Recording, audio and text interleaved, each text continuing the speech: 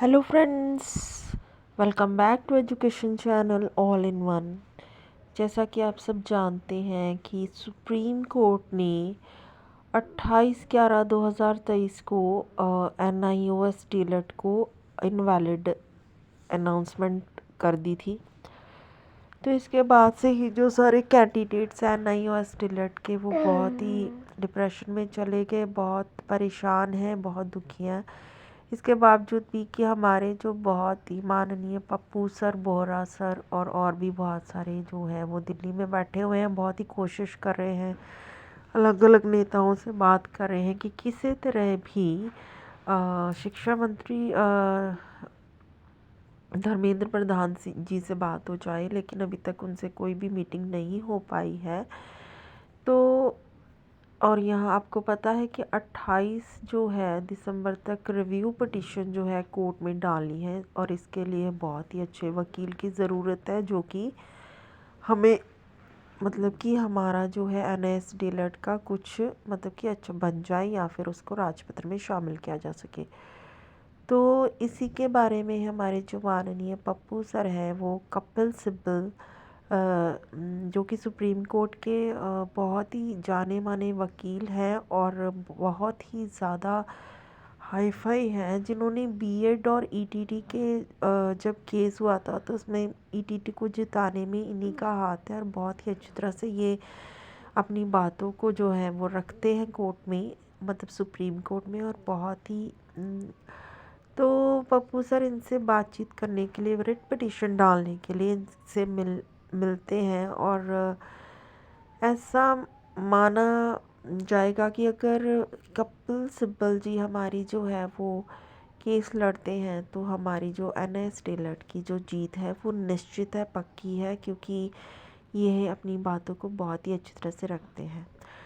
लेकिन इससे पहले भी एक ये सवाल पैदा होता है कि इसके लिए कोर्ट में रिव्यू पिटीशन में रिव्यू पिटीशन डालने के लिए हमें प्रूफ की ज़रूरत है, जो कि NCT और MHRD के द्वारा हमें चाहिए। मीन्स कि हमें NIOS डीलेट को अपने गजट में, भारत के राजपत्र में शामिल करवाना है।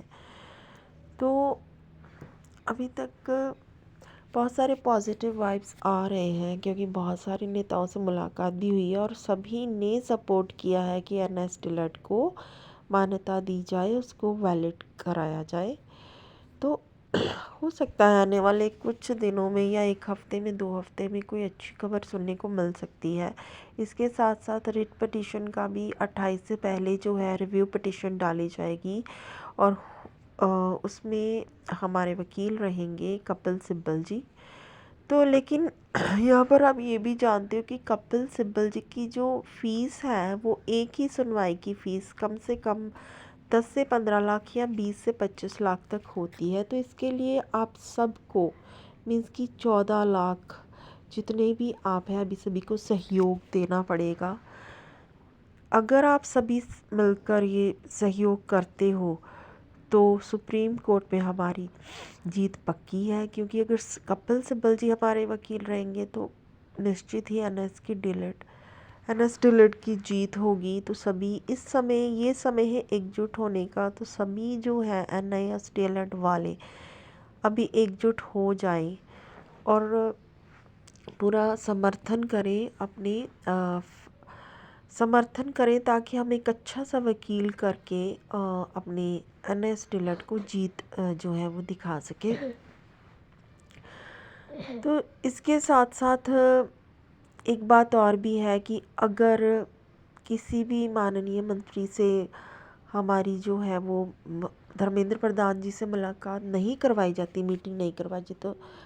जाती, तो एक दूसरा रास्ता भी है, क्योंकि 2024 में इलेक्शन है। तो इलेक्शन में अभी ऐसा हो सकता है कि 14 लाख जो हैं हमारे कैंडिडेट्स, जिन्होंने NIOS डीलेट से बहुत मतलब की हुई है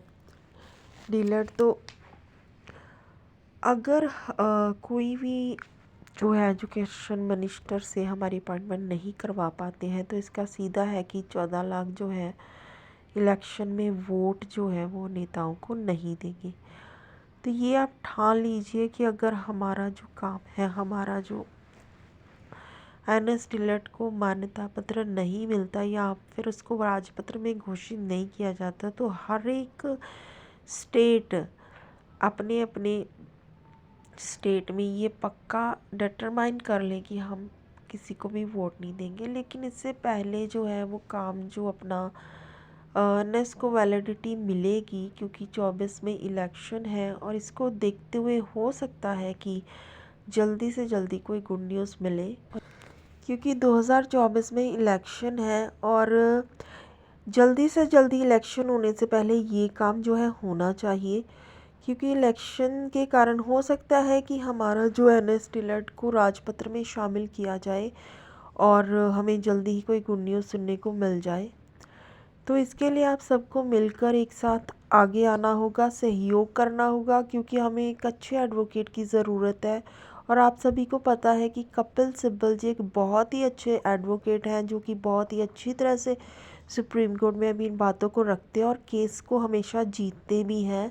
तो सब लोगों को मिलकर एक साथ आना है, उन्हें अपना सहयोग देना है सबको, क्योंकि इसके लिए हमें फ़ीस की ज़रूरत होगी। तो इसके लिए यही आपसे सबसे रिक्वेस्ट है कि एक साथ हो जाइए और अपना अपना पूरा सहयोग दें, क्योंकि अभी 28 से पहले जो है रिव्यू याचिका जो है वो दायर भी करनी है, क्योंकि 28 को लास्ट डेट है।